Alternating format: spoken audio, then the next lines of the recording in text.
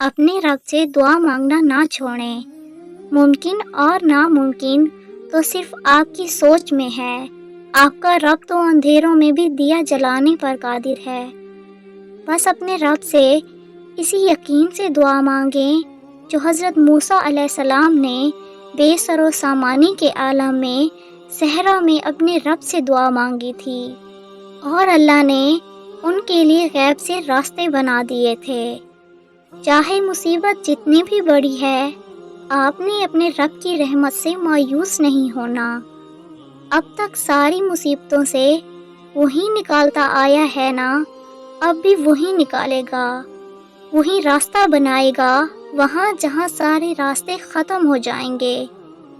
आप देखना, एक सुबह अचानक से रास्ता निकल आएगा, वही एक दिन आपके लिए अपने पास से मदद भेजेगा। एक उम्मीद, एक मौजज़ा, कुछ अचानक से, और मुसीबत के बादल छट जाएंगे। ये आजमाइश एक दिन खुल जाएगी। अल्लाह कभी तुम्हें बिला वजह गम में मुब्तला नहीं करता और ना ही वो तुम्हें बिना मकसद के यहाँ तक लाया है।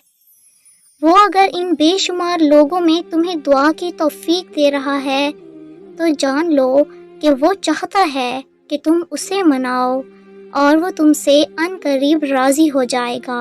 वो कुन कहता है और दरवाजे खुल जाते हैं, रास्ते आसान हो जाते हैं। दिल को मायूस मत होने दें, बस यकीन रखें अल्लाह के फ़ैसलों पर। अगर देर है तो यकीनन उसमें खैर होगी।